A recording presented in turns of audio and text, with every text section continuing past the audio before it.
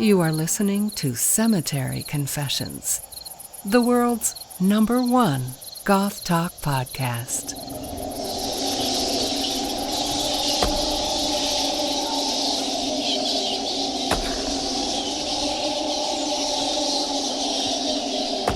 All right, hello and welcome to a new year of Cemetery Confessions. If you're new to the show, I'm glad that you're here. If you're a returning listener, I wanted to take a brief moment to remind you of the new format. So this year, instead of the 1 3-hour show every month, we're going to be splitting it into 2 different episodes, the first of which will come out on the 2nd of the month, and then the second will come out about 2 weeks after that. So the first episode, this one that we're doing right now, we're going to focus on news, reviews, listener feedback, and other miscellaneous topics. And then the show that will come out at the end of the month will be sort of the philosophy corner type of episode. We'll either focus on one specific subject or it'll be an interview with somebody who's influential in the scene. So all of that to say, you should hopefully be getting more content more often. So thank your resident Patreon member for donating to the show. Michelle, thank you for sending us some money. That's what's going to allow us to try out this new format this year. Hopefully it works for everybody and you guys get more content. So that said, this week we are going to be discussing why some people feel they don't have what it takes to be goth. We'll be looking at a post from Reddit and then a email I got to the show from a 15-year-old listener who had something to say about our Gothquisition episode. We're going to be reviewing the new album from Azar, Swan. And I'm going to be talking about the goth scene in Second Life, and apparently explaining what Second Life is. And then I'll be giving a review of Senua's Sacrifice and a few other things. So, as always, I am the Count, and I am here with my co-host, Mark. Hello, Mark. Hello there. And we have with us the Queen of Goth on the internet and in real life, Michelle. Thanks for hanging out with us. Thanks for having me back. If this boy did this, and the gothic, stuff that went around it and the motive and everything, don't we all sort of want to know, that could be our teenager, that could be our kid doing that? How could that possibly happen? Being described as being involved with the goth movement, but what exactly is that? We kind of know it when we see it, but some aspects of a goth lifestyle could they provoke such a murder? Before we get to the main news article, I would be remiss if I didn't bring this up, especially with Michelle here. If you have been living under a rock, then you may not have heard about this article, this interview with Peter Murphy that came out. And I want to pull up the exact quote here. I'm trying to find, hang on. Here we go. So, oh God, full page ad. Cool. Thanks. The very end of this interview, the interviewer asks him, does the world feel vastly different, less meaningful to you without David Bowie? And here's his quote. He says, no. He was always an overhanging He was always an overhanging presence. I love him, but his death wasn't a loss of a superstar. It was death. We all die. It wasn't really working. Even his last album, the 2 singles were good, but the rest of it was rubbish. I let him go years ago. He was a bit of a twit if he talked too much. I was going to Google twit. But I'll check that out in a second. It was a bit tiring, this whole cosmology of David Bowie. He was a spark, but it was time to bugger off, and he did bugger off. So, Michelle, I don't know if you saw his response. I did. No, I did. And actually, okay. The bugger off thing, I did actually take the way he said he meant it. I just don't buy that he, I think that Peter Murphy has been long living in the shadow of David Bowie, and I think he's resentful of that. I also think that this is why you don't date singers, and my personal philosophy has always been date the drummer. It's worked out for me for 20 years. Date the drummer. As a drummer, I agree.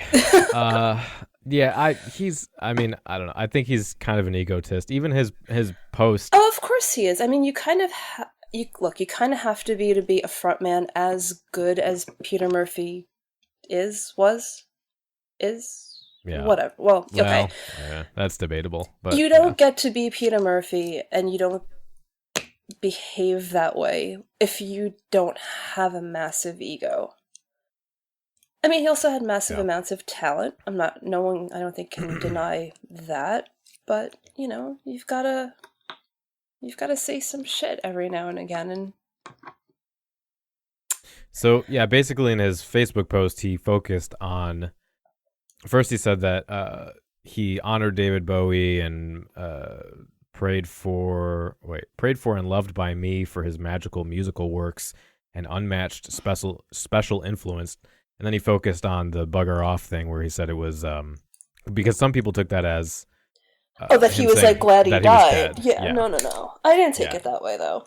Yeah, and he said it was bugger off was a benign colloquialism, a provincial soft way of saying give me a break, take a rain check, leave it out. When he took a break from making music, which even in that I thought kind of that's a little, I mean, have you heard Peter Murphy's last few albums? If someone should take a break from making music. Yeah. But, and I don't know, I've seen some Peter Murphy apologists saying like, oh, he loves David Bowie, but he didn't address like saying he was a twit or, I mean, I think you're right, Michelle. I think it's pretty obvious. He's full of himself and he wants the spotlight and, well, this is the perfect way of getting it. I mean, we're talking about him right now, aren't we? Yeah. That we are. Yeah. God damn it. Foiled again. He's a marketing genius. I mean, I think, this is just classic, it's like Moz. Like, just stop talking.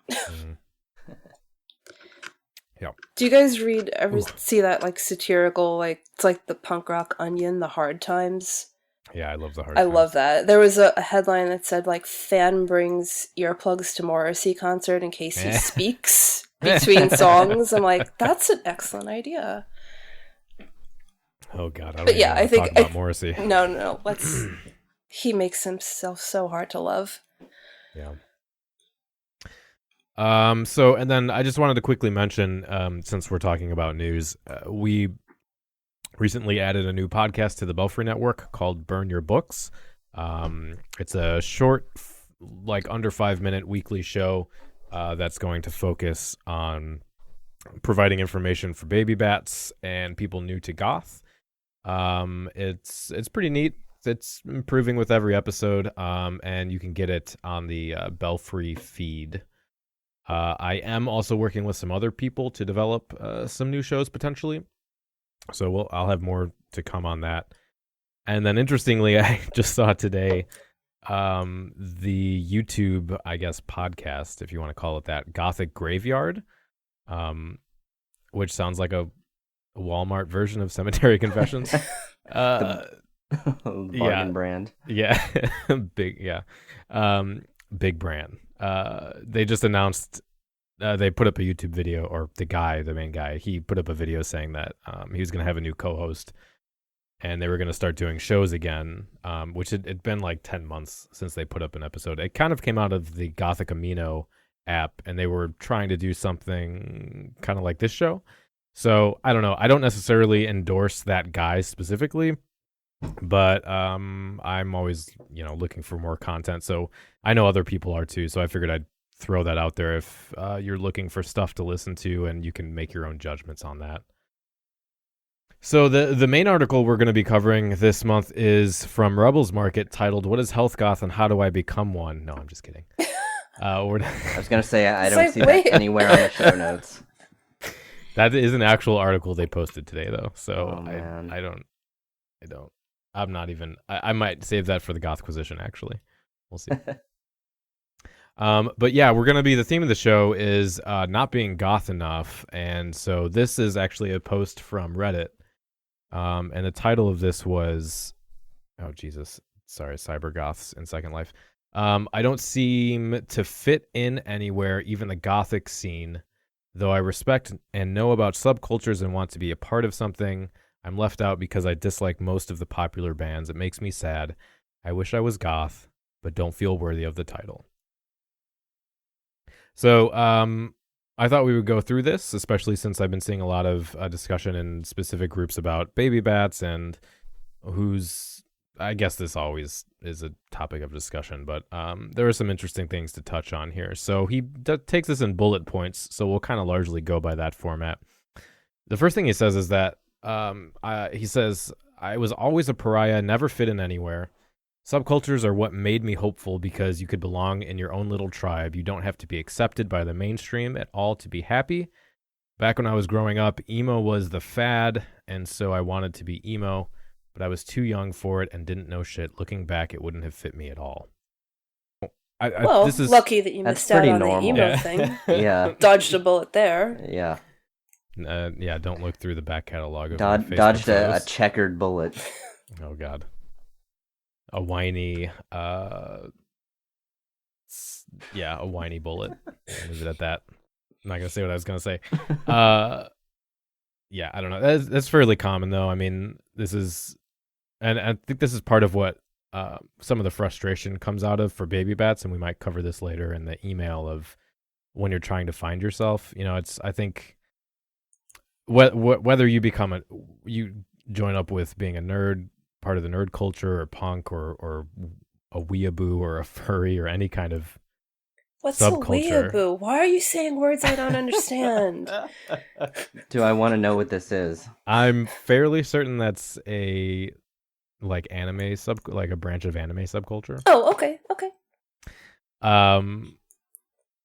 Yeah, but I mean that's normal. Finding your identity, being kind of confused, trying to figure out where your ideals fit in, when you don't feel like mainstream culture, like mainstream cultural norms are relatable. That's kind of I think the big driver for kids seeking out subcultures. That kind of search for agency and, within the context of these broader cultural conditions, and a dissatisfaction with, the status quo and the mainstream and my parents and my teachers. And, but I think that's important, and figuring that out is complicated, and I don't think people actually pay enough attention to how complicated it is. There does seem to be some people that kind of expect this group conformity and immediate standard of knowledge and standard of appearance, and the participation in kind of goth rituals and things to be there immediately. And that can lead to frustration, I think, with feeling like you're not goth enough. But I think it's important to recognize how each person's immediate environment and the larger culture and internet circles and family and their socioeconomic conditions and peer groups and all that stuff are going to mingle together and have an impact on somebody trying to find themselves. And I think we have to have a degree of leniency. I don't know. Do you guys see people online picking on or being dicks to young kids that are just trying to figure stuff out? Or is it the kids are being dicks and we're being dicks back? Or what's your take on that? I think we're being dicks. Okay. For the most part. I mean, I do see a lot of kids who come on and maybe they're into Manson or they're into one of those other bands, and they just get torn apart for not being into I guess the Holy Trinity or any of the other standard goth bands. But I mean, you got to start somewhere. I didn't start just with this intricate knowledge of all these bands. It was a process, and I had to do a lot of listening, and it took a lot of years. Yeah. What do you see happening online, Michelle? I think the frustrating thing for a lot of older people, and why I think we tend to come off kind of harshly. And I was actually just talking about this the other night with Andy. If you grew up in the pre-internet age, everything was so hard to find out and to get a hold of, and you were doing mail order, and record stores were these really intimidating places, and forget about clubs, and if you didn't know what the DJ was playing, you were like afraid to ask them because you didn't want to seem like a poser. And now, when you can find anything out with something that resides in your pocket, like there's no excuse to be misinformed. Like, all the information is just right there. And if you're not, that's more my thing. Like, if you're not delving deeper into it, then I don't know what you want to, I can't address what you want to get out of it if you don't seem to be craving more. Like, to me, liking The Cure was never enough. I had to know everything about them, and I had to know who they liked and who they influenced and who they toured with, and because I wanted more. Yeah. Like, I found something I loved and I wanted everything about it. I just wasn't just like, well, I'm just going to own 2 albums for the rest of my life. Right. Yeah. And you could get records for free. Do you know how many crappy records I bought just because the cover was good? So, well, let me ask you this then, because I've heard, and this is outside of goth in regards to more like conspiracy theories, like people who are flat earthers or have these weird irrational beliefs, that the problem, they talk about how the problem isn't that they don't have access to information, is that they have access to too much information, and they don't have people don't have the tools, like the rational thinking skills. Well, see, that's the thing. When you want to offer a filter, and the filter being, look, I can only offer you the filter of my personal experience, right? I'm not, despite what you say, I am not an authority on anything other than what I know and what I've experienced in the 20 some odd years that I've been involved in this whole thing. So you can take my word for it.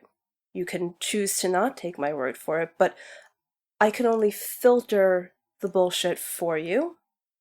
And you can, you could take it or leave it, but you don't get to call me an elitist or a gatekeeper for doing that. Sure. I'm going to have to, I went to a different club and people are talking to me, and I'm not going to, like, I can't, I'm recording a podcast. I can't talk to you and do this podcast.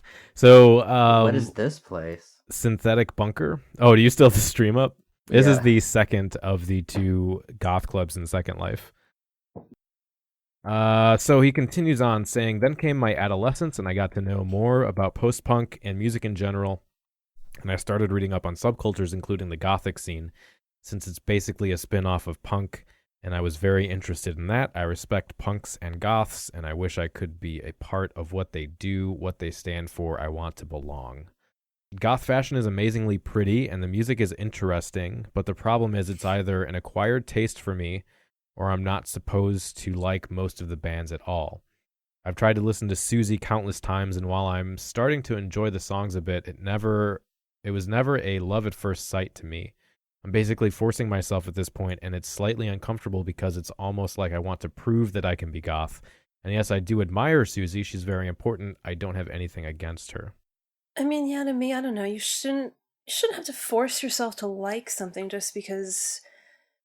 I mean, there are bands that I've given numerous shots to because either people whose music taste I respect like them, or maybe I figured, oh, well, they have a catalog of 10 records. I heard one I don't like. Let me try something else. And sometimes it's worked out and sometimes it hasn't. But yeah, I mean, it's like spending time reading a book you really hate. Like, there's so many books. Just like there's so many records. Just put it down and move on. Like, you don't it's like... okay. It's okay. It's okay. And he said right there in the article that he respects the music. And honestly, I think, I think that's the most important part. You don't have to necessarily just love everything as long as you respect it. I would tend to agree with that.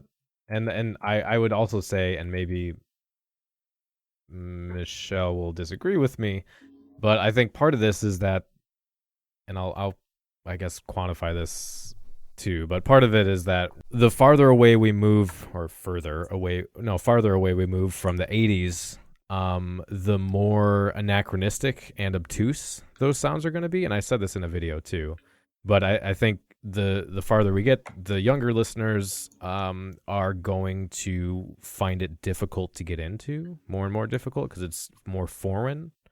Not that they can't, but like for me personally, I was not one of those people who listened to Bauhaus the first time and fell in love with it. I kind of came in the back door with neo-Victorian music, industrial synth pop, and 90s gothic rock, and then from there on, and then it was an acquired taste. And I had, I could say I absolutely respect what Roz Williams created and what he did for the scene. I just don't like the music. But over time, as I grew older, it was a thing that I have come to absolutely love now. So I don't know if you think that the farther we get into the future that people aren't gonna immediately, like, should we stop recommending? Because and that's the other problem, is everybody talks about the top 5 goth bands of the 80s. Yeah, like the Mount Rushmore. Yeah, bands. Bauhaus, Sisters, Susie, and The Cure. But I mean, what do you think about that? Like, though, should we? I mean, they have a different, they have a diversity of sound, but should we start recommending new stuff only and start and not start there with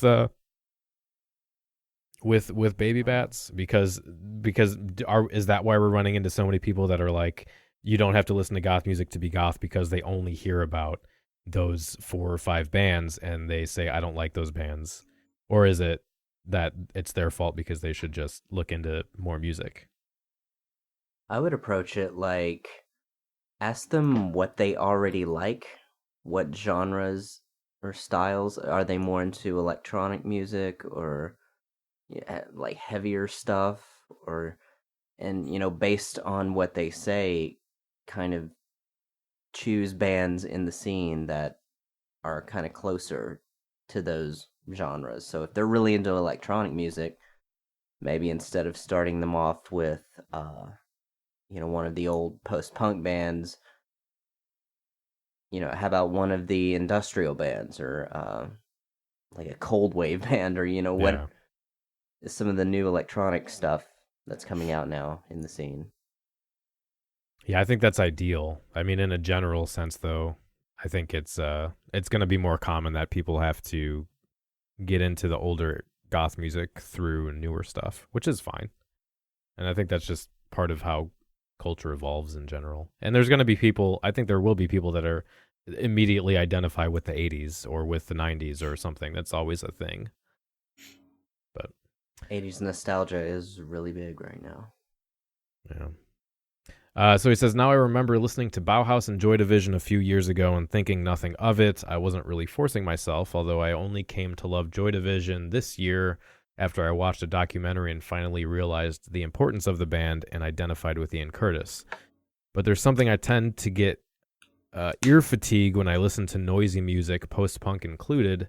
This doesn't happen every time, but isn't uncommon either. The sounds end up getting indistinct and turning into a muddy mess. Maybe I should lower the volume. Well, ear fatigue, I mean, that's going back, I think, maybe a little to your too much information thing. There's just so much music. And when are you going to listen to it? Yeah. You know what I mean? Like, it's almost overwhelming, the amount of music you can take in a week. There was this great, I think it was an NPR article about a record collector who realized that he could live to be, I think, like 200 and not listen to his whole collection. Oh my God. And so he decided to stop buying and stop even consuming, like, anything, because I think he was a music critic, like, stop if somebody sent him a new song, or, all these mailing lists that you're on when you collect records or things like that, not read the emails, not listen to anything, and spend time, like you did when you were a kid and you had this really tiny record collection, spend time with one record. Yeah. And, like, it drove him crazy. I think he lasted, like, 2 days. And, like, that's what happens to me. Like, sometimes you're like, God, how long has it been since I've heard, I don't know, pornography? Because I just feel like there's an avalanche of music coming toward me all the time. Yeah. Yeah, I agree. And I mean, just like ear fatigue in general is a thing. Like with you could like single out noise or like power noise or whatever, but with any genre, if you listen to something long enough. Yeah, I mean, like for me, like a lot of like, I mean, I love it, but like ethereal music, like after a while, I'm like, what am I listening to? Like I'm almost losing track of something. Yeah. Especially if it's something you don't know really well. If you're just giving new things a try, you're like, wait, did the record change? Like, did the artist change? Like, if you're listening to a mix especially. Yeah. Like, especially now, I think the way people listen to music, you're not as engaged with the product. Because it's not usually a product. Like, a lot of us are listening to music at our desks at work or in the car or our commute or even in our home. We're doing other things. Yeah. I mean, even me, who always preaches, buy records and buy the physical product and support the band that way. And I don't often just sit and do the thing I used to do when I only had 30 records and read the lyrics and read all the liner notes. I just don't think a lot of people do that. So yeah, it's hard sometimes to distinguish from one thing to another if you're not really, really taking the time. And if you're just getting into something, and especially something you really want to get into and you're trying to pull everything in, yeah, I can definitely see how that would happen. Yeah. Just like turning into a mess, like, who's this guitar chord again? Like, can happen with post-punk too, for sure. Oh, yeah. Yeah, and I mean, your mood is gonna change. You're gonna want to hear something different when you're sad or when you're happier, and that's fine. And I actually think they were talking about this on I Die You Die about how, if I'm remembering correctly, they were saying that it seems like this ear fatigue thing is more common because what you're getting at events is a much broader mix of genres, whereas previously you would have like and at festivals and things, it would be like, this is the noise night, this is the synth pop night, this is the 80s night. But now you're hearing people want to hear a mix of stuff. And maybe that's just like region specific, but it certainly seems to be the case in Chicago. Michelle, do you go out much? I don't know. I go out to gigs, but generally I don't go clubbing anymore. Yeah, so if a band is playing, I'll go out, but I don't know, I burned out on the whole like clubbing thing. Yeah, that seems to be the same for Chicago. All the old goths, you'll only see them at a concert. When you do it from 15 to like 25, you're like, okay. And a lot, like multiple nights a week. Yeah, I'm down to once a month. So let me skip down here a little bit so we can get to everything. Let's see. I seek obscure bands. I mean, I already listen to unknown music, but I'm more into modern Eon and Coil than Fields of the Nephilim and Alien Sex Fiend. And that's a problem because when you like stuff nobody is into, you don't have anything to talk about. And I already suffer from a lack of topics because almost nobody understands what I'm saying or has similar tastes to mine. I want to change myself a bit. So it's funny, I know more people who like Modern Eon and Coil than I do who like Fields of the Nephilim. Oh, really? Yeah. Oh. Fields of the Nephilim are a little, I don't know. Seems they're more contentious than other bands, yeah. But I don't think that's a problem, to be honest. I think that's fine. I mean, I hesitate to call it a fandom, but any kind of niche group you get into where there's specific knowledge about, you're always going to run into people who don't know what the fuck you're talking about. Sure. That's fine. So let's skip down. With Gotham into spooky, dark stuff, and I'm starting to adopt a nihilistic stance on life, but of course being pessimistic is not necessary. I don't know why you put that in there, but I'm also getting my feet wet in literature, and I'm seeking out dark books, although I still wonder what the goth mindset is. Is it liking creepy things? It's like he's trying like too hard. Like, these are things that just... Exact. Yeah. You're into... You don't have to try to get into these things. Like, if you want to, then do it. I don't think he ever... You're not. Yeah, I don't think he ever says specifically, or at least to my satisfaction, because this stuff all sounds normal to me. This all sounds like part of being a goth or part of finding yourself. So I'm not totally sure why he feels like he can't be a goth. I mean, he's listening to the music. He's trying to figure it out. He's... I mean, he says he respects the bands, questions. And yeah. I mean, he's on the right track. I don't know what the problem is. Yeah, I mean, I'll just briefly, because I don't like answering these questions for people, but when it comes to the goth mindset, if anyone is interested, I'll refer you to my goth philosophy episode. But basically, for me, it comes down to a kind of filter that's made up of 3 parts, which is the uncanny, poeticism, and otherness. And if you want to, I won't repeat myself since I already did a video about it, but I'll link it.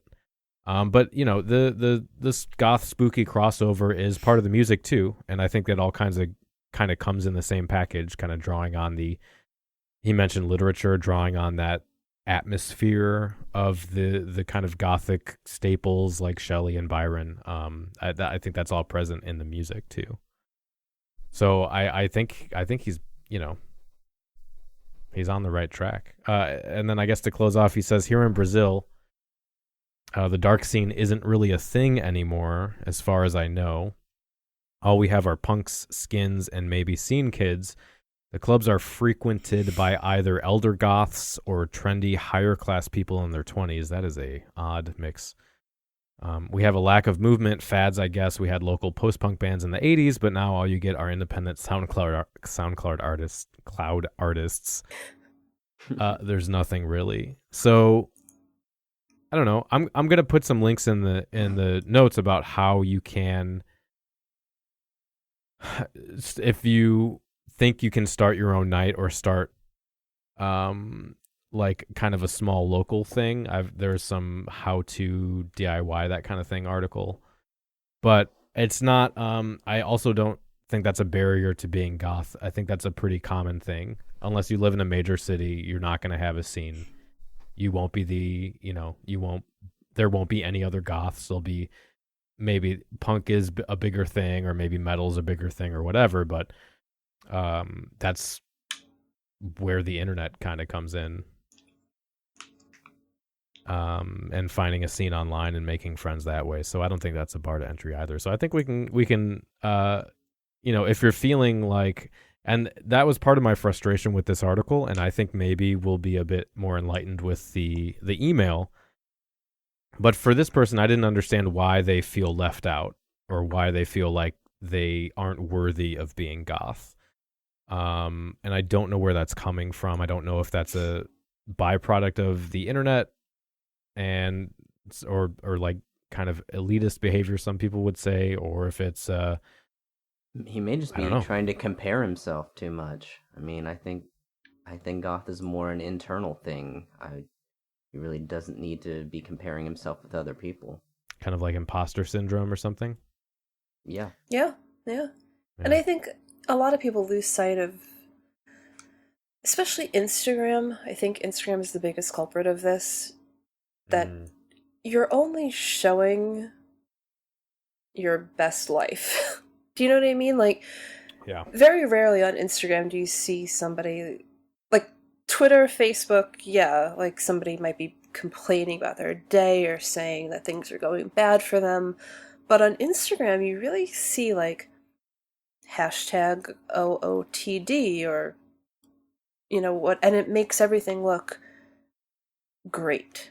I'm Yeah. in the graveyard all the time. I'm in the club all the time. I'm dressed up to the nines all the time, and I don't know. But I think that's life in general, not just the goth scene nowadays, you know. Yeah. I think a lot of people are only seeing the filter that other people, you know, want you to see. And if you don't know the person that you're admiring, if you don't know them personally, everybody's got shit. Yeah. Everybody's got a pimple. Everybody's, you know, everybody's got problems. All right, well, let's move it along here and jump into the album review.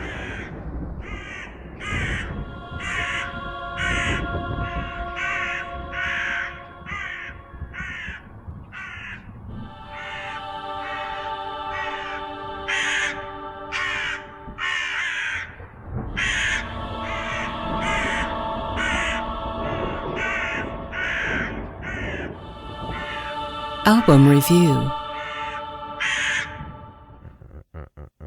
So, this month we are going to be reviewing the new album from Azar Swan, which is titled Savage Exile. And I don't have a bio from the band. I know they're from New York. And I couldn't find anything on them other than a Wikipedia article, which didn't help me much. But that doesn't matter too much because what really matters is the sound. So we're going to jump into a song and I'm going to play, let's do something a little weird. Well, that's probably too long. That's like the whole album. Yeah. Something a little weird. Yeah. Let's play Silent Like a Father.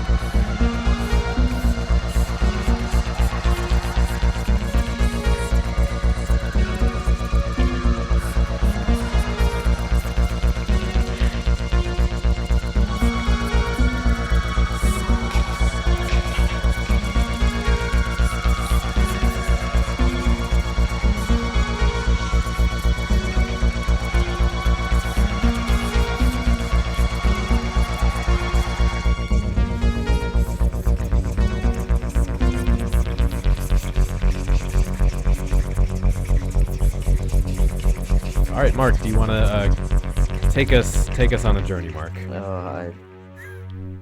You say that, but I'm like, I listened to like the first half of the album earlier in the week, and the second half maybe 10 minutes before the show started. But Okay. I took like a few notes. I thought, is this like a new band, or do you know? Has it been? I think been so. around for a while? I think they had one album. This is their before third this? album. Oh, okay. It's their third. Like I thought it sounded maybe like Android Lust, like a band like that, or anyway, okay, track 1 is Shock. I thought this was it was good at building tension, like a lot of distortion and some nice subtle synth lines at the end. Track 2, Territorial. This one had a really nice driving beats. Lyrics, something about the goddamn sun, which is relatable. Track 3 is Twilight Anesthesia. I thought this one sounded a lot like Android Lust. Kind of an interesting use of swirling distortion on the vocals. Number 4, Lines in the Sand. I put that this was kind of like a really weird acid trip. It wasn't really melodic. I wasn't really crazy about this one, but it is definitely a weird track. Silent Like a Father. This one reminded me of maybe like early Tear Garden or like Skinny Puppy's early stuff. That had a really nice synthy bass line. Number 6, Jungle Law. This was probably the most danceable track on the album. Yeah. I'd say maybe this is the standout. Number 7, Instinct. I put down that the song is a descent into madness. It's almost like happy and maniacal in its feel. Number 8, Functions of Fantasy.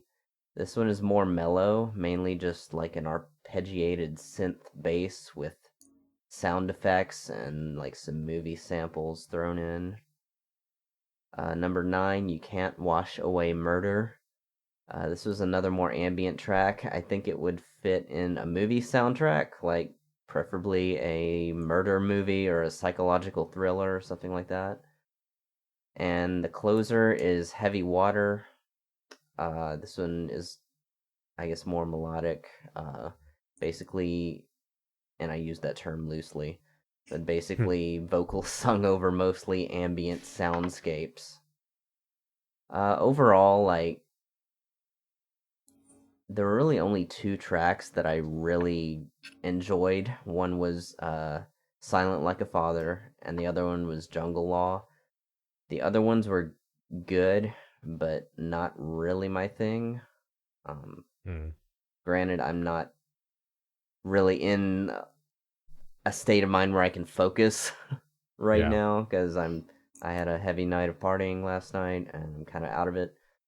But when will you learn? I know, I never.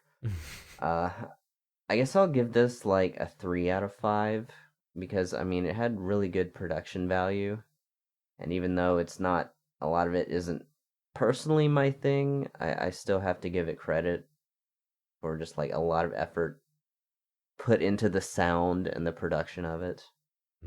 So 3 out of 5.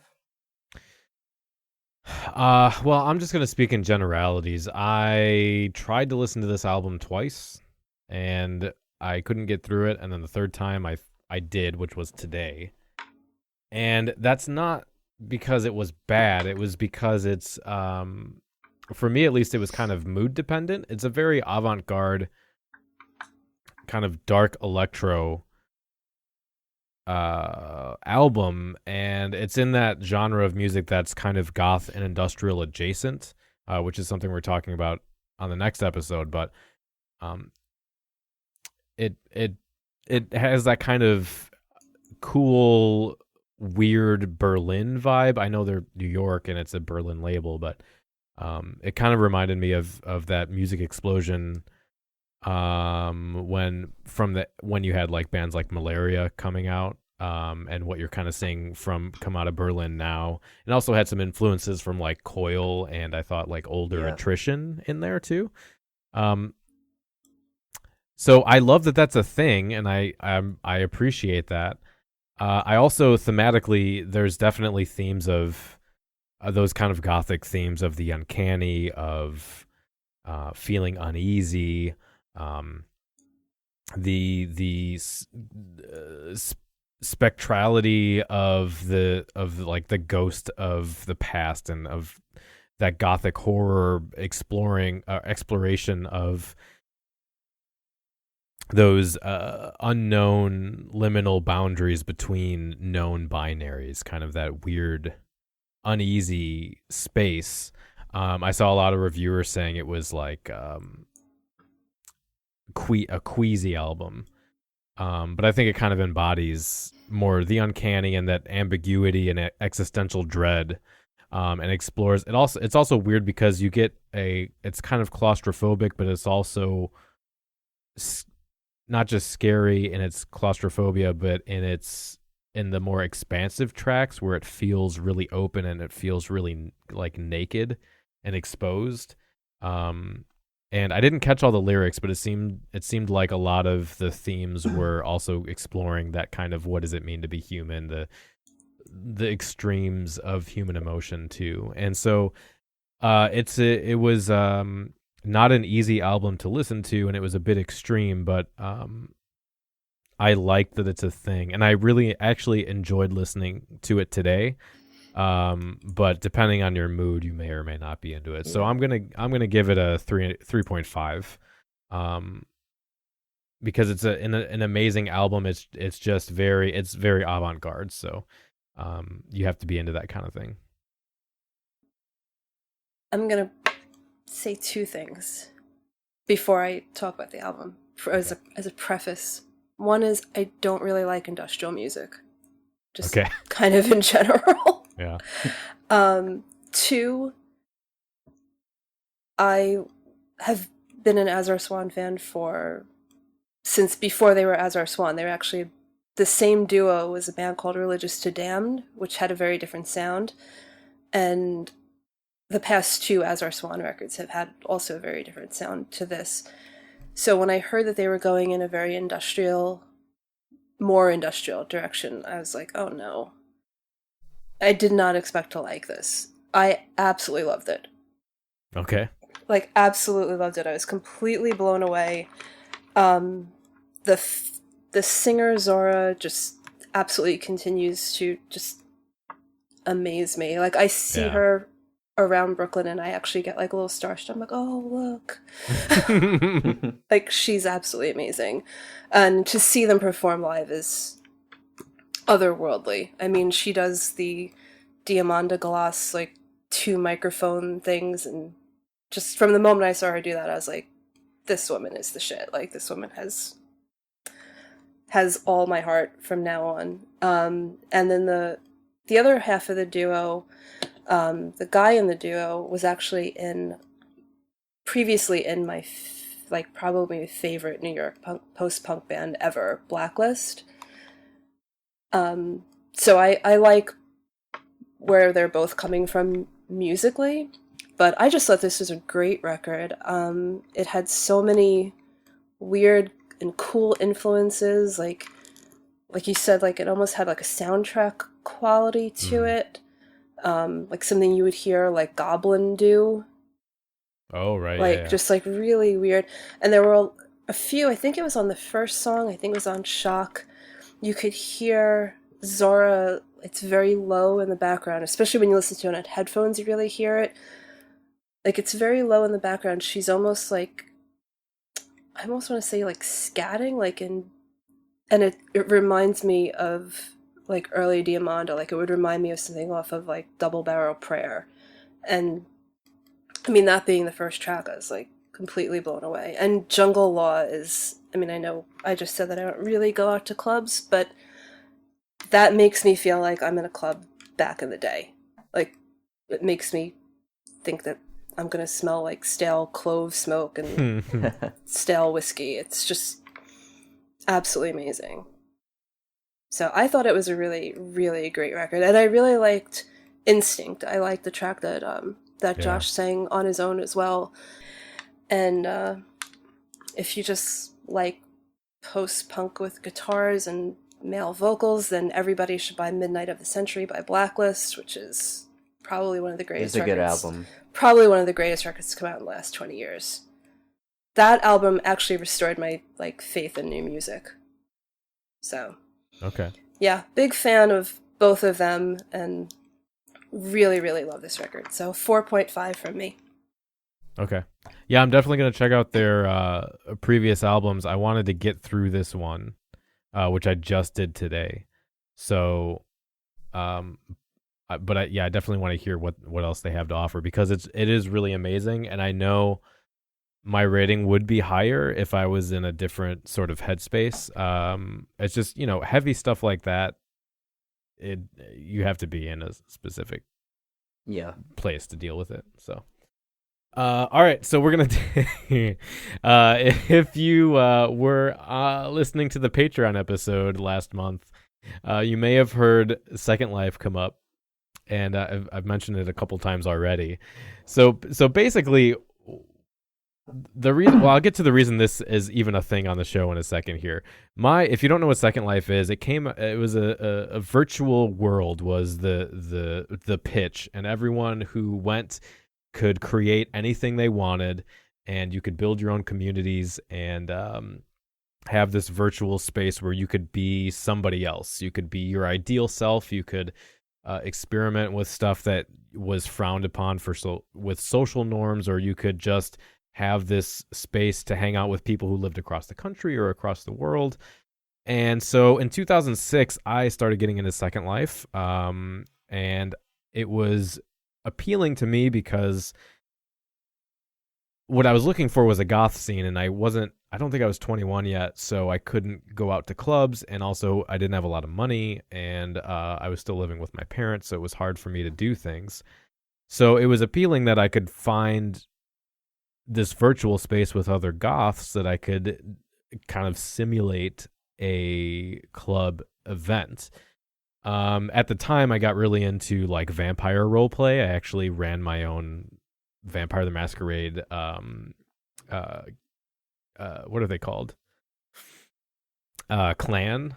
And I was getting involved with at the time there were tons of goth clubs. They were popping up all the time. There was at least a dozen at any given time. There were a lot of people at least showing up dressed like they were goths and hanging out and listening to music. And I even ended up getting married to somebody and getting a house and but that was a whole other relationship thing I'm not going to get into. But for me at the time, it was interesting as a young person to kind of sit and chat about stuff in this fantasy environment, and just hang out for hours. And this was, before, at the time, the graphics are outdated now. This was before VR was a thing. So it was the closest you were going to get to, being in a virtual space. So this came up on the podcast because I don't know how it came up, but my thought was, I Die You Die and other podcasts I listen to have their own chat rooms, either on Discord or other places. And I was like, how cool would it be if we could make something work that was because I've been toying with the idea of a convention for a while, but that takes a lot of time and money. So I thought, what if we could get some kind of virtual space where, in Second Life, you can voice chat. So what if we could figure out our own club where people could show up and hang out and whatever. So, and then that got me thinking, I wonder what's going on even in Second Life now, because nobody uses it anymore. So are there even goths there? So this last month I've been looking around to kind of see what has happened to the goth scene in Second Life. And what I've found, if you're watching the live stream, you've been seeing me walk around the two clubs that are the two goth clubs in the game. Also patreon.com/Cemetery Confessions. But there's basically two clubs. There's one Facebook group with 50 people in it, plus me. I showed up at the clubs and nobody talks to me. Like right now there's 1, 2, 3, 4, 5, 6, 7, 8, 9, 10, 11, 12, 13, 14, like at least 15 people in this club, and I've had one person PM me, but there's no conversation in general chat. And I remember specifically back in the heyday, there was like everybody was talking and hanging out, and it was like this big party. So it's weird. And apparently I'm as awkward in virtual spaces as I am in real life. So it's a thing. I mean, there's people, and it's just weird. So my question was, does a goth scene exist in Second Life? Because the other part of that was, you know, all these people that listen to the show, I get emails all the time about how listening to Cemetery Confessions helps people feel connected, because they don't have a local scene.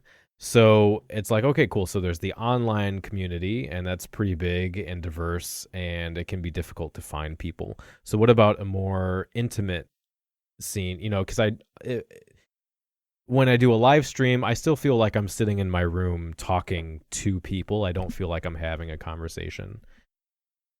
So I was like, is this a viable option for some kind of Cemetery Confessions hangout thing? And I don't really think it is, unless we get I even put out a post on Gothic Amino like, hey, would you kids these days be interested in this kind of thing? And nobody was. So it's interesting. It's certainly an experience. Like, I know Joe was talking about how he was into IMVU back in the day, which is another thing that's pretty similar. It's just not as open world as this is. Second Life these days is basically sex dungeons and like weird taboo things like child play, and it's mostly a sex thing. So, which is fine, but it's not. It was way more robust back in the day, and it was kind of disappointing to go back to that nostalgia trip and see how shitty it is now. When was it at its peak? What year? So 2007 was when they had, I think the highest user count, active users was 1 to 1.2 million. Nice. And now it's probably in the tens of thousands, if that. But it was huge, that's what I'm trying to figure out now, because the theme of the show being kind of around younger goths and trying to figure it out. You know, where do people go? What's that thing that kids can go to find a community? Because I honestly, the Facebook groups and the Gothic Amino and everywhere is kind of a shit show. Oh yeah, the Facebook groups are. So, you know, I thought maybe this could be this kind of relic of the past that could be repurposed now, and I don't know. Maybe it could happen, but I don't know. I'd be interested to see of the broader audience now, since we're not on the Patreon episode, if this is a thing you'd be interested in, or if we should even start like a Cemetery Confessions kind of community, something like that. But my official state of the goth scene in Second Life is that goth is dead. Oh, undead. Yeah. So, and for video, check out patreon.com/Cemetery Confessions. Someone is flirting with me in this club right now, and I'm trying to not deal with it at the moment. So.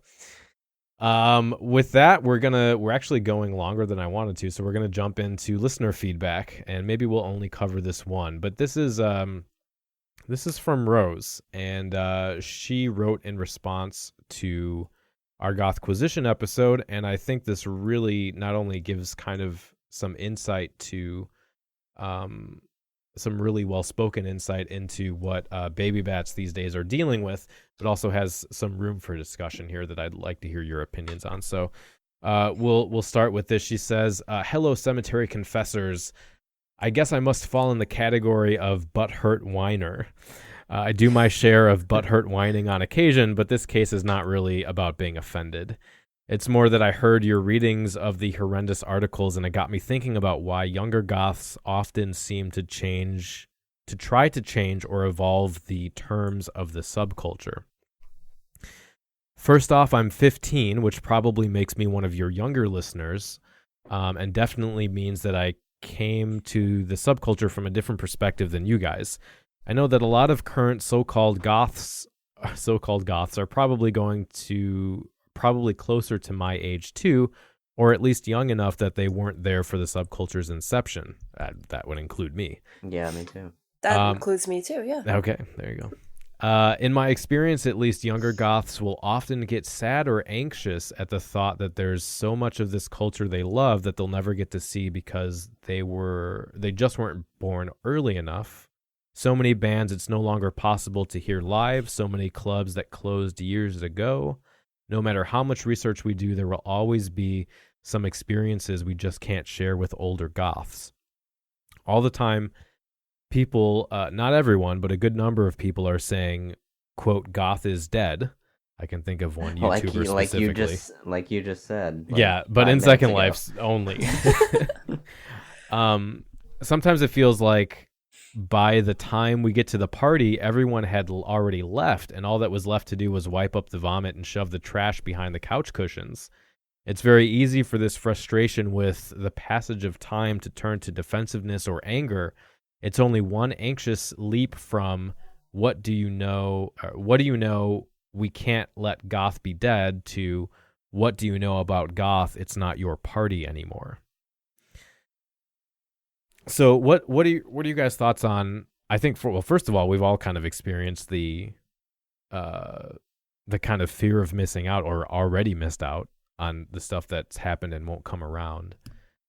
But this feeling of older goths saying goth is dead, or at least goth isn't the same as it used to be, so it's not as good, and then kind of that reflexive, well, then fuck you, we're going to change goth so we can participate in it.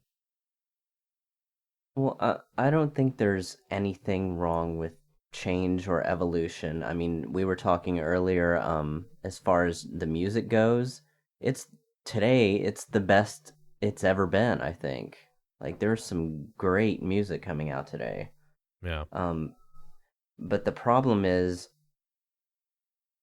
it's okay for the scene to change and evolve, but it has to be done in a way that the members of the scene, or at least overall, are willing to accept and adapt to.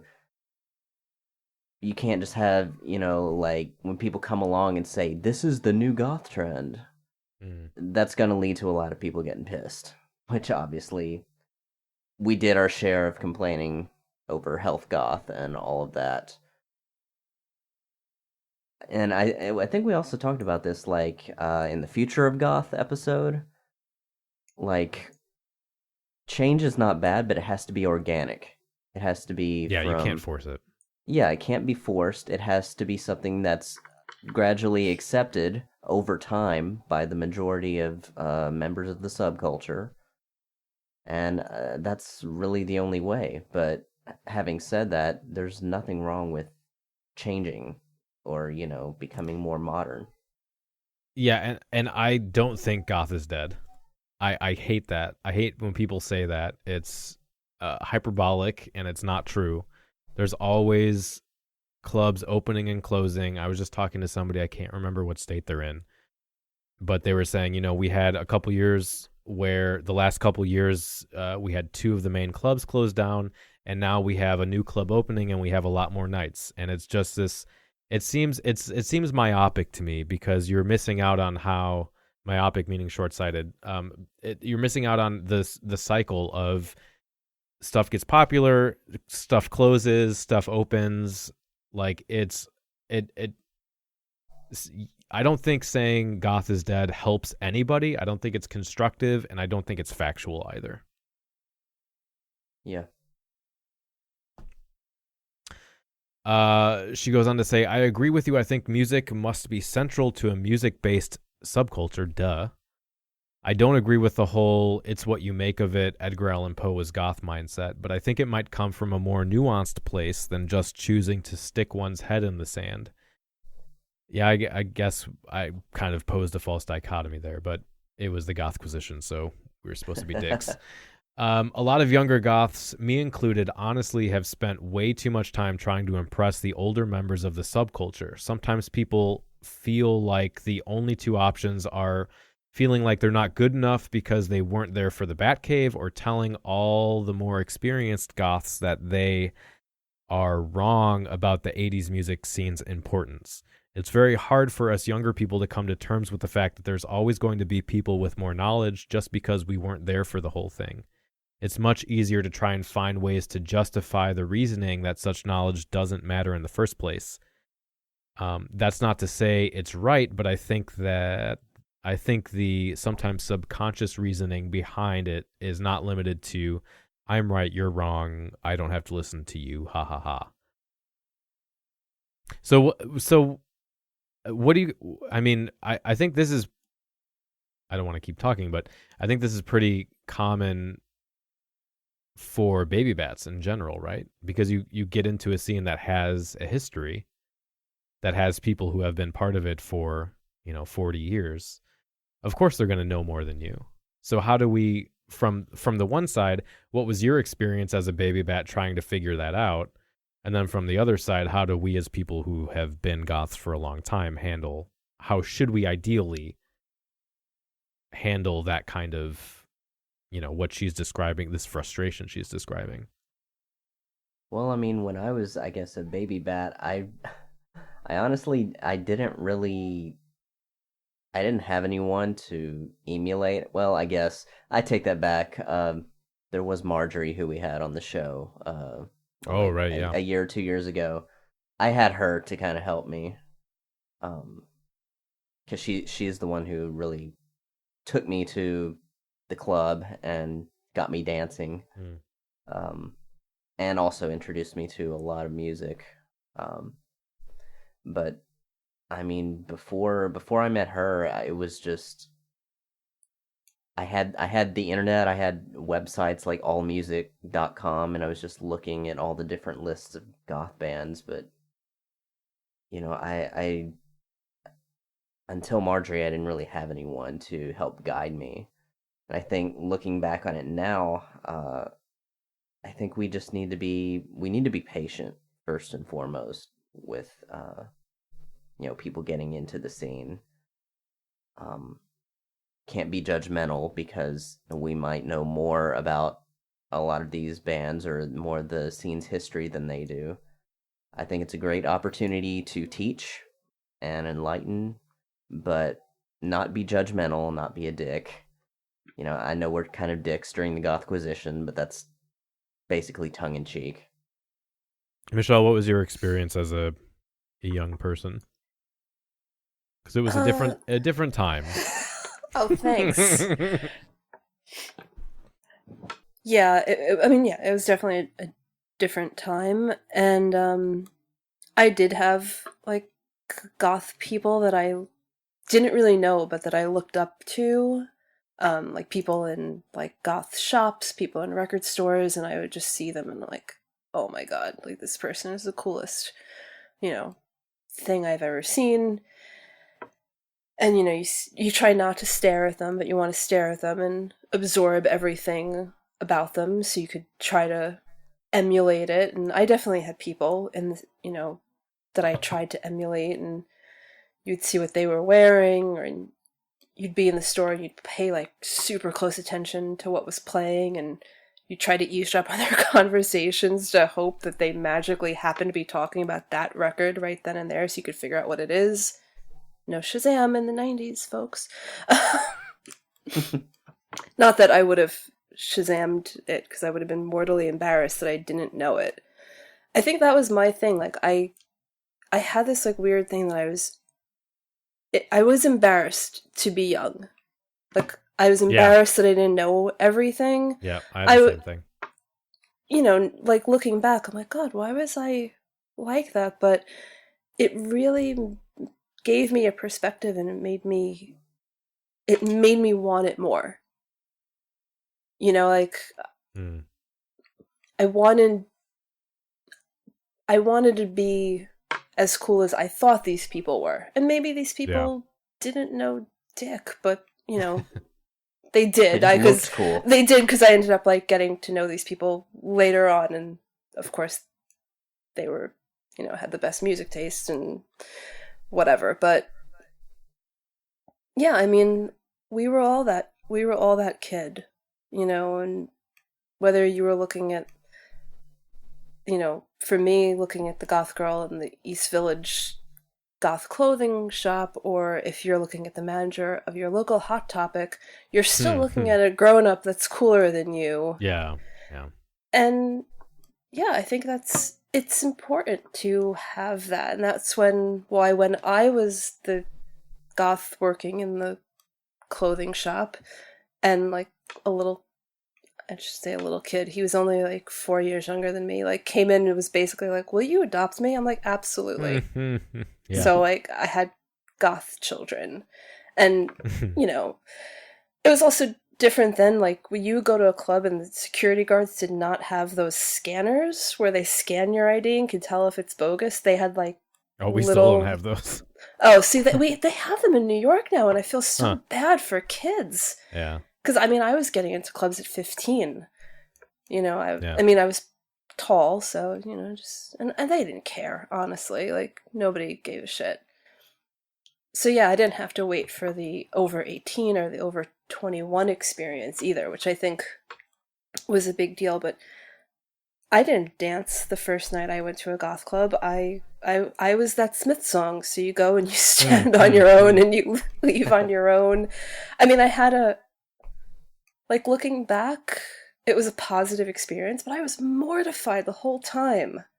Like, I got there and I'm like, oh my god, my hair is not big enough. Like, I don't think I had winkle pinkers yet. I was just wearing docks, and I was like, oh my god. I always feel like, listen, I don't think anybody feels quote unquote good enough when they're 15. That's what being 15 is. It's finding yourself. Yeah. And see, I was one of those people who I hate now. Because I had that inferiority complex, and I wanted to prove myself, and I did that. I grew up in a fundamentalist home, so maybe that was part of it, where I felt like everything was kind of simple, and I could prove myself by just pretending I knew more than everybody. And so I was would have been one of those dicks on the internet where it's like, I've been goth for 2 years and I'm telling you that goth music doesn't matter because I said so, kind of thing. Which is even worse now when you see people who are, I don't know, I could name people who are in their 30s who have just become goth and will go on, and they have the brain to do like just enough research and like synonym searches to sound like they know what they're talking about, but actually be completely wrong. Right. Yeah. And that's infuriating, because it's like, at this point you should know better than that, and you also should be open to learning about something new and just kind of taking it in before, because that's what I did when I was young. I jumped in and said immediately, I'm an expert, because I'm trying to prove myself, because I want to feel like I'm important, because I don't want to go through the you're a baby bat, you're still learning phase, so I have some sympathy for that, but it's yeah, see, I lived in mortal fear of being branded a poser. Yeah, and I was just like, okay, you don't know what you're talking about. Yeah. So shut up. Listen to the older, cooler people. Listen to the girl with the bigger hair than yours, and pay attention. Yeah, and I did. You're out. Yeah. I just, I mean, I was also naturally shy, so just listening and observing people was always more something I was comfortable with too. But yeah, I didn't want people to think I was a poser, so I never claimed to know anything that I didn't know. But I wouldn't. Posers. And like, yeah, bring it back. I'm down with that. So closing up, she says, we all know by now that the internet has a tendency to blow things way out of proportion. I'm almost think? for literally everything.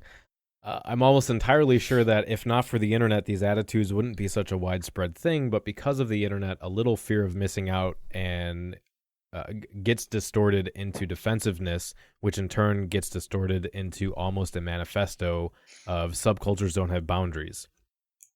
At least if you're over 21, you can get out of the crazy cyberspace void and listen to music you like with people you mostly like at your club, local club, and that can bring you back out of the distortion and back down to earth a little bit. I'm lucky I look 10 years older than I am and happen to discover the wonders of scannable fake IDs, but a lot of people my age haven't and are still stuck with the vague isolation of having to interact with the world through a computer screen. Second Life.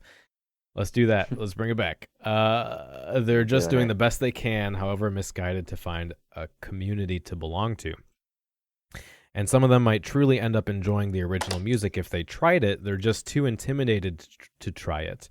Older people already have so many shared experiences, so much community around the music, that it can seem impossible to even try it without those shared experiences. In fact, I still get really sad when I realize that I can't be there to see the Sisters of Mercy's crazy drug-fueled First, Last, and Always tour, but I try to cheer myself up by thinking, well, at least the music itself is still there to enjoy. Yeah, but I mean, that's on VHS, the concert at the Royal Albert Hall. You can watch that every day.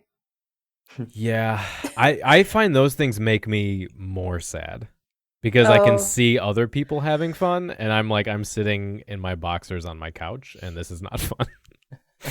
See, I don't know.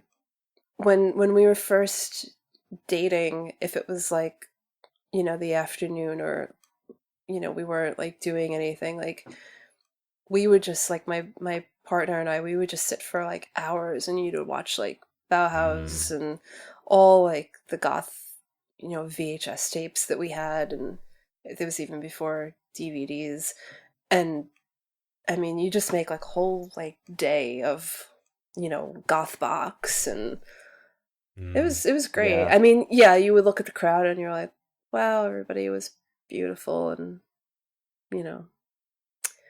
I wasn't there because I was born in the wrong continent, actually. Let alone wrong continent. Like I wouldn't have been in Leeds no matter how old I was. But I don't know, I love that. It doesn't make me sad.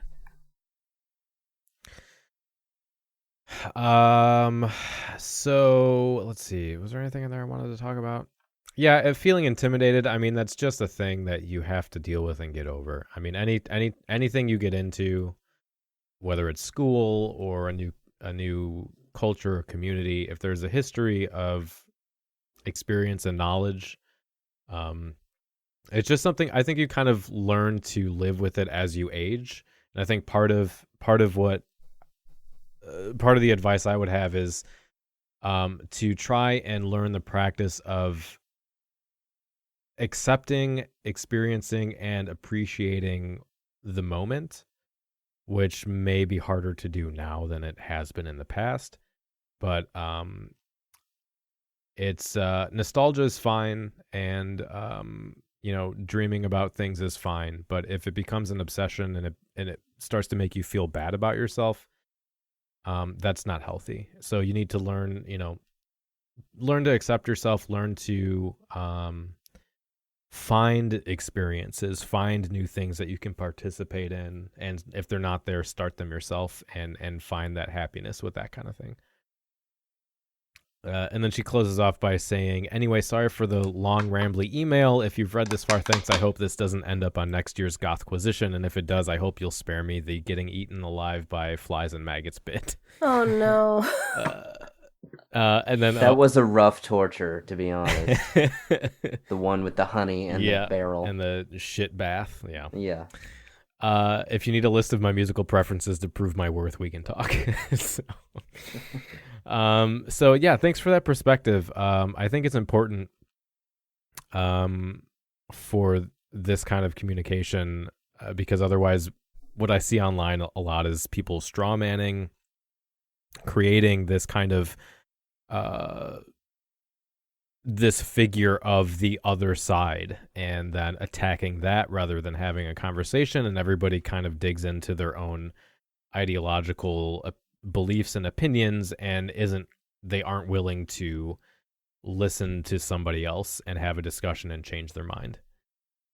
And part of that is part of that comes along with identity. Anytime your identity is connected to something, if it's goth, if it's a religion, if it's your political beliefs, you're going to want to dig in and protect that.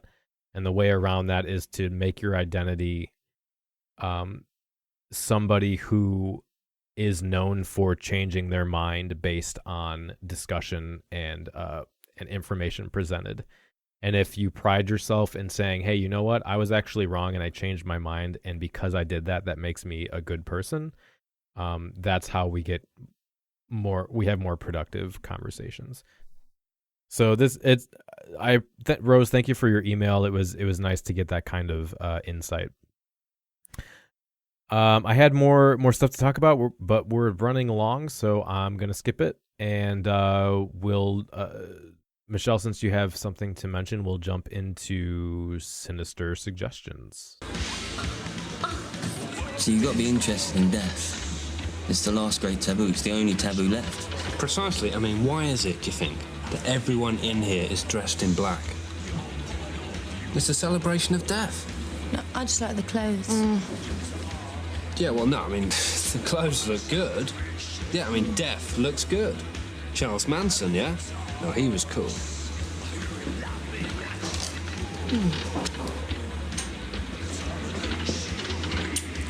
Don't know if I mentioned it before, but I'm actually a vampire.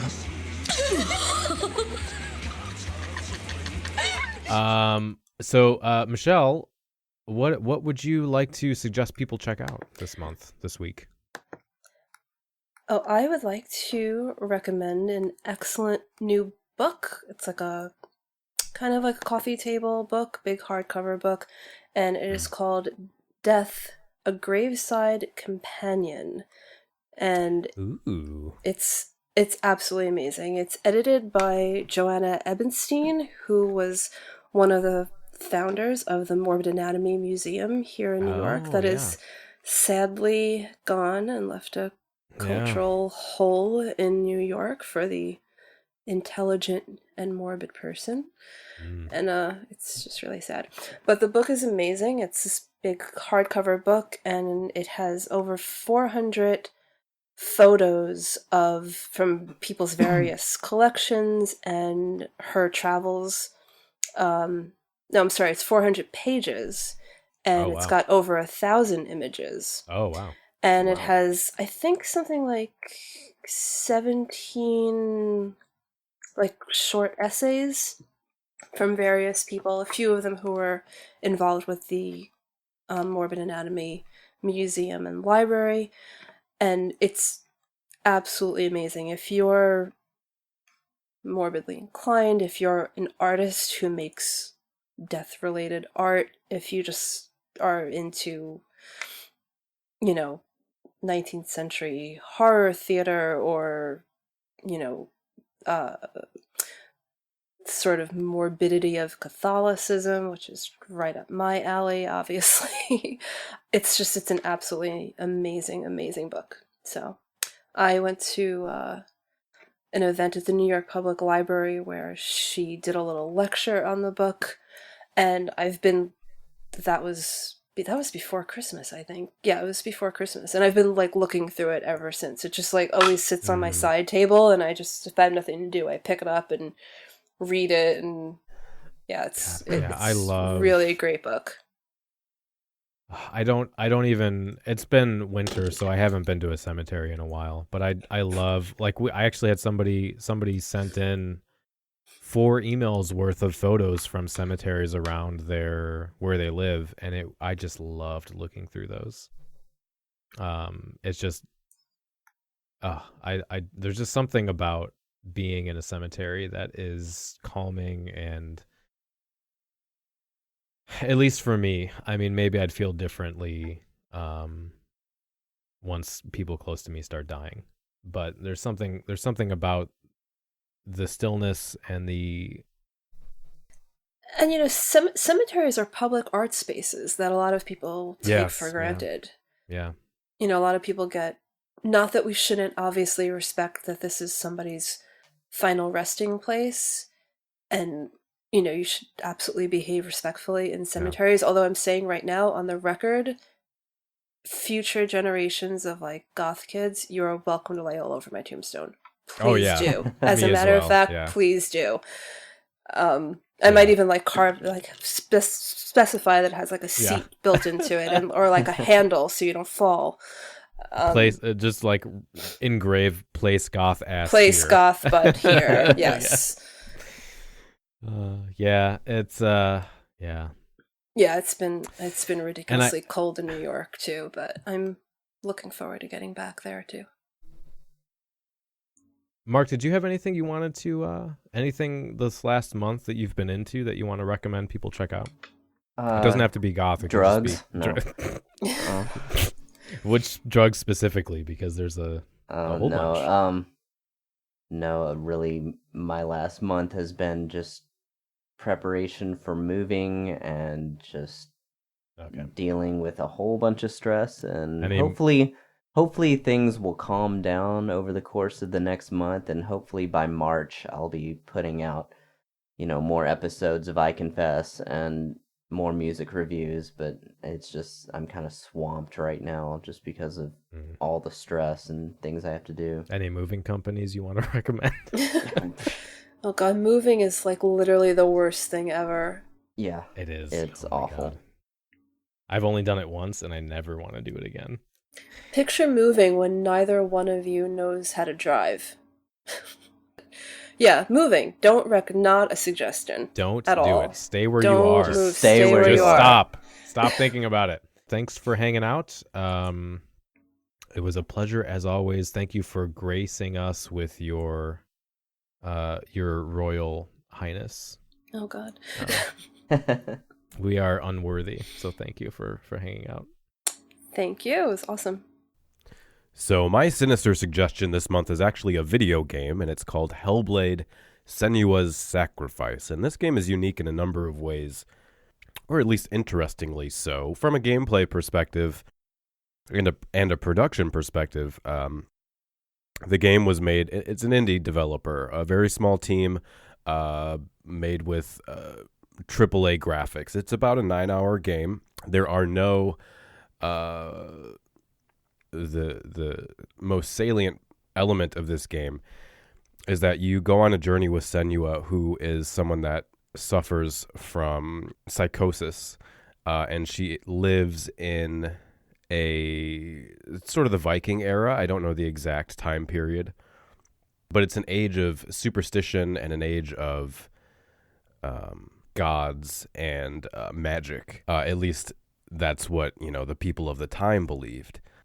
The game was produced with the consultation of both medical professionals and people who work with and suffer from mental illness. So the game sets out to portray for a sort of neuronormative audience what it is like to exist with, to live while suffering from mental illness. And secondarily, I found at least, it's sort of a commentary on religion and on superstition and irrational belief, because there's a secondary theme of Senua existing in a culture that attributes mental illness either to sort of the gods speaking to you, or some sort of some sort of extrasensory metaphysical vision, or to the sort of pareidolia of someone who's abnormal comes to a town shortly after the town falls victim to a plague. Therefore, this person is cursed and being assailed by demons or something, and a lot of that plays into there are themes of abuse and victimization, and how savagely people with mental illness and women in general were treated, and how those sort of environmental factors can play into and confuse and aggravate mental illness. Now, the game is built around her experience of psychosis, so there are elements specific to that specific disorder, which includes voices, which persist throughout the game, multiple different voices. I mentioned pareidolia, but in this sense, it is that people who suffer from this see patterns in everything. Sometimes they will see even flashes of things that aren't real, or be assaulted with various visions or images. So that's in the game. That's even part of the puzzle system. But it also plays into the story as well. For me, though, not having experience with that specifically, I found it to be very representative of both depression, anxiety, and even self-harm. Speaking to anxiety, there are moments in the game, even early on, where you go from a beautiful, serene moment to this sort of climax and building up of anxiety, which is represented both visually and audibly, and all these little tricks that actually, and this is part of why I would not recommend this game for anyone who suffers from mental illness. It actually caused me to experience anxiety. There were a number of moments in this game where I had to stop playing and go do something else because it was so assaulting and stressful, subtly and overtly, and in a number of ways that I could not deal with it, and I had to put the game down and go do something else. And that, I believe, was also intentional, because it's meant to try to simulate an experience of what it's like to deal with this. And I found myself thinking, I can walk away from this game. I can pause it and do something else to calm down. However, this is a reality for many people. And there's this, which leads into the theme of depression, which is represented as the darkness. And this was very spot on to me with my experience with family members' depression. There's a lot of illustration in this game of how the darkness is always there. It doesn't matter if you're having a happy moment, if you're you've forgotten it for a moment, and then in an instant you're reminded this darkness is still with you. It is following you. It's only a breath away, and there's no way for you to control whether or not that comes back and overtakes you. And there are a lot of, I think the game treats sexual abuse and trauma very realistically, as well as depression, and those two sometimes are separated, sometimes together for Senua's journey. But it's often treated, what I found, a very accurate representation of what it's like to suffer from depression, to not be able to find joy, to not be able to see beauty in things, to feel like you're suffocating, to feel like you're lost, like the world has kind of desaturated, that you've kind of distanced yourself from your body, and it really portrays the horror of depression in a unique way, I found. There's even a scene in the beginning when they introduce the death mechanic, where every time you die, the darkness is growing.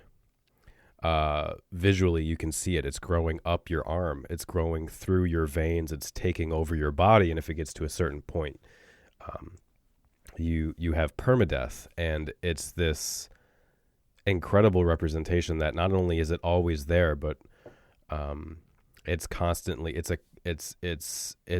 trying to defeat you. And it really plays up that feeling of helplessness and hopelessness.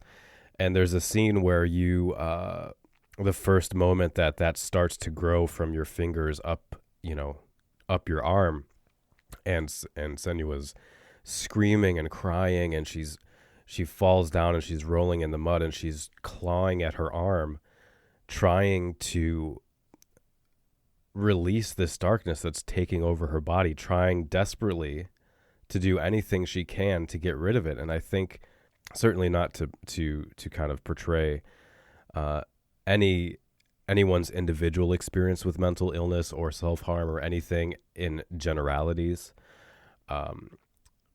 but I think it does show the kind of fevered, desperate attempt to control something that you feel you have no control over, to feel something, to feel like you have some agency against this thing that removes agency. And she, and in those moments she's screaming and clawing at her arm, and I thought that really mirrors and reflects in a visceral way the experiences I've had with self-harm. So again, this is going to be a game that is not for everyone. That said, I think for perhaps those of us who don't know someone that deals with these issues or isn't familiar with them, or maybe wants to better understand how someone may feel, that this would be a good game to play. The characters, from my perspective, this was made respectfully. The character was a strong female protagonist. The story was interesting and respectful, and the gameplay was enjoyable. It had actually, the second to last boss in this game was probably my favorite boss of any game I've ever played, and I've played through all the Dark Souls games multiple times. And that was the boss that I think dealt most heavily with depression, and the lead up to that boss, the kind of slow progression of dread and helplessness that led up to that boss fight, lended to that. But just mechanically, the boss itself was absolutely stunning. And ultimately, the game is a story of triumph, of about learning to live with and exist as a strong, as a functioning member of society with mental illness. It's not a hopeless game. It's not a nihilistic game. You get to watch Senua deal with these issues. It does have a message of hope, and I think it can be useful. If it's not too triggering, I think it can help potentially people deal with and find new strength to deal with thoughts of suicide and feeling ostracized from society, or feeling unworthy, or feeling like they can't push on any farther, or feel like giving up. I think ultimately there is hope there, and strength there as well. So that's my review of Hellblade. I will mention there are, I have seen some, if you look up reviews for the game, they're almost all glowingly positive. I have seen some reviews from, at least one in particular, from a game reviewer that suffers from those disorders, who did not appreciate the game and thought it was more exploitative than useful or helpful. So I'll put that out there. Again, just like how everyone's journey through any variety of mental disorders is going to be different and unique, your experience and takeaways from this game will be the same as well. So that's Hellblade: Senua's Sacrifice. It's only $30. You can get it on Steam or any number of other places, and it's about 8 or 9 hours. That's going to do it for this month. Thank you, or this week rather. I'll have to get in the habit of saying that. Next couple weeks from now, we'll be back with a fantastic discussion about the sort of goth adjacent music genres that we've seen popularized over the last few years, sort of where goth crosses over with pop music and where goth crosses over with indie music. And we're going to talk about both historically and currently what that looks like, what it means for culture, for clubs, for internet communities, for music itself, how this ambiguity of sound and this blurring of genre distinctions impacts the direction that goth music takes. Fantastic discussion. I cannot wait to publish that episode. It's one of my favorite recent episodes, so I hope you'll come back for that. Of course, as I mentioned, this episode would not be possible without help from our Patreon members. So I'm going to take a moment here to thank you all for supporting the show. At the Nocturnal Council level, we have Luna, Esmeralda, Abigail, and Elle, all of whom have donated above and beyond anything I ever would have dreamed or expected. So thank you really from the bottom of my heart for continuing to support the show. At the Nocturnal Council level, we have Kyra, Natalie, Michelle, Ariel, Azzy, Michelle, Trey, Isabel, Nephilim, Angela, Ivy, Skamaki, Kay, and Heather. And at the Crow's Call level, we have Isabel, Rabin, Angela, Sarah, Esther, Ambergeddon, Jillian, Nora, Emma, Dolly, Paula, Joe, Kelly, Dom, Noir, Elizabeth, Marco, David, Stuart, Christian, Fifth Dream, Alex, Shelley, Caroline, Rose, Eternal Winter, Bronwyn, Angel, Anne, Heather, Laurel, Jen, Joseph, Elizabeth, Beth, Lennon, and Lyrillith. And I cannot say enough how much you mean to the show and its continued existence. Thank you so much for your support. It truly means everything to me. If you are interested in supporting the show for as little as $1 a month, you can start to get bonus content. You'll get access to all the previous videos and things that I have uploaded in the past. We've also got higher tiers for live streams, which is what I've started doing and plan to do that into the future. Both of the episode, and then everyone will get access to normal non-episode recording live streams, and a number of other perks. If you find value in the show and you want to get access to that stuff, and you've got $1 you could throw us a month, you can check it out. Check out our Patreon page at patreon.com/Cemetery Confessions. Thank you for spending time with us again this week, and until next time, stay dark. The preceding program is a member of The Belfry, a network of blogs, podcasts, and videos for the darkly inclined. Go to thebelfry.rip for more information. I have a cold. Me too. Yay. I do also. I kind of have a perpetual cold, though, just because my son is in preschool. Oh, yeah. So it's basically a week after we get better, we get sick again. Yeah, I have a coworker going through that exact same thing right now. She's just like, I don't know why I bother like sending her off there. She's like, she's home every other day. Yeah. Oh, exactly. Yeah. And then, like halfway through the year, parents just stopped keeping their kids home. Like, right. yeah, just go. And then everybody just... Right. It's like, we're not going to tell them that the kid has like a fever or whatever. Yeah. Because it's like, is it the same like you have to be 24 hours without a fever? They didn't give us any rules. Oh. One of the kids that Link had I felt so bad. Link had a ear infection that we didn't know about for a month. He just had a cough, and like the cough wouldn't go away. I was like, that's weird, but he seems fine otherwise. And eventually we took him in. They're like, oh, he has an ear infection. So about 2 weeks after that, I was talking to one of the other parents because she hadn't been there, and she said, yeah, she got an ear infection and her eardrum like exploded. Oh, God. Wow. And she's like, but it's fine. It just grows back. It's already almost like halfway back. I'm like, what? Oh What, eardrums grow back? For kids, apparently, yeah. I've actually heard about kids growing back like the tips of their pinky fingers.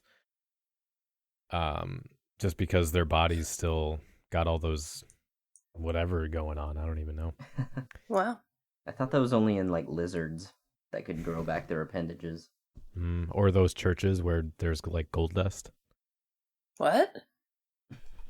You don't know about the gold dust? No. Yeah, there's churches where they say God makes gold dust fall from the ceiling, because I think there's somewhere in the Bible that says something about gold dust. And yeah, it was like it was an urban legend for a long time when I was younger. And then there's a couple YouTube videos, I think, and it's basically just like they put glitter and they're making glitter fall, but people say it's actual gold flakes. Is this like an evangelical from thing? God. Oh yeah, definitely. I've never heard this before. So like morbidly fascinated by like the whole evangelical thing. Which, and that's the same people who talk about how people have come back from the dead, but it's always other countries. It's always third world countries. Right. Which at some point it's like, they have cell phones in Africa. If you can raise people from the dead, you can fucking film it and bring it back. But there's never any. That's kind of died off now, but that was a huge thing when I was younger too. But I mean, people still say it. There's still preachers that talk about how they went to Africa and raised 50 people from the dead or whatever. Wow. Have you ever seen Jesus Camp? Yes. Yeah. That documentary? Yeah. I watched that years ago on Netflix. I went to Jesus Camp. Like what? Like that? Like pretty close. Oh my God.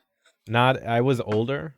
I went to something similar. Yeah, from middle school on, well, probably grade school actually. I did go most of the camps I went to. Maybe not as extreme as that, but pretty close.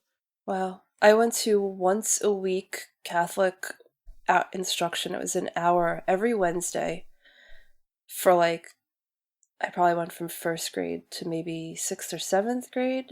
Mm-hmm. But it was like half the school year, and it was literally 1 hour a week. They would pull us out of I went to public school, so they would take us out of public school and walk us over to the Catholic school, and we'd have 1 hour of Catholic instruction.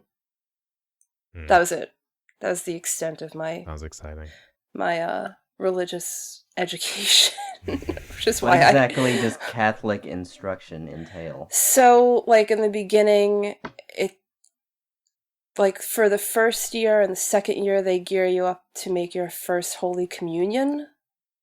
I don't know if y'all do that. I don't know. No, but okay. I know what it is. Unless you're talking about alcohol. No. So they talk to you about that. They just basically teach you the basics, but it's very non fire and brimstone. It's more like Jesus loves you and he died for you, and now you're gonna because you're 7 when this is happening, so it's very you're gonna do this thing and it's a special day, and the girls wear these white dresses that look oddly like bride dresses. I don't know. I was just excited because my grandma made mine and it was really pretty. It was prettier than everybody else's, so I was happy about that. And then so after you do that in 2nd grade, then you have 2 more years, and then you make your first confession, your first formal confession where you go into the confessional. Yeah. And then you spend 3 more years, and then you get confirmed, which I guess is, you guys do that, right? You have an adult recommitting to the church. So you can. So you're born for us, you're born and you get baptized super quick, and then you go 7 years before you do anything else, and then at about 13 you do this last thing. Right. Yeah, we don't do that, but I know about it. I used to listen to podcasts about Catholic theology, because for a while I was looking at Catholic theology before I became an atheist, so I know a bit about it. You probably know more than me, honestly. It seemed a bit more sensible at the time than what I had been raised with, and it actually was, but yeah. So, Michelle, is Joy Division a goth band? Oy. Somebody was arguing about that. Joy Division is Joe was arguing. Joy Division. Yeah. And we can leave it at that. Yeah. I don't know. Martin Hannock maybe says they are. But we can't ask. I We don't can't think ask so. him what he means by that. So I think by default, the simple fact that they were one of the bands who kind of started the movement, just the post-punk, I think just by default they get kind of lumped in there, even though if you're looking at the band just in and of themselves, no, it's not a goth band, but like I said, they're just kind of put there just because of their stature and how important they were to the scene. Like Marilyn Manson. Like, oh fuck god. you. Like, I will kill I'm sorry. you. I'm sorry. I will All right, create so- a Second Life avatar and like just go in there and kill you. You What will is get Second Life? permabanned. Oh god. All right. Well, Okay. I sent you the link to the live stream if you want to see what's happening in there right now. I turned the music off though, but I'm not. I told Mark I wasn't gonna blow my load right away. I'll save that story when we actually get to like the 5-minute thing about Second Life. Okay.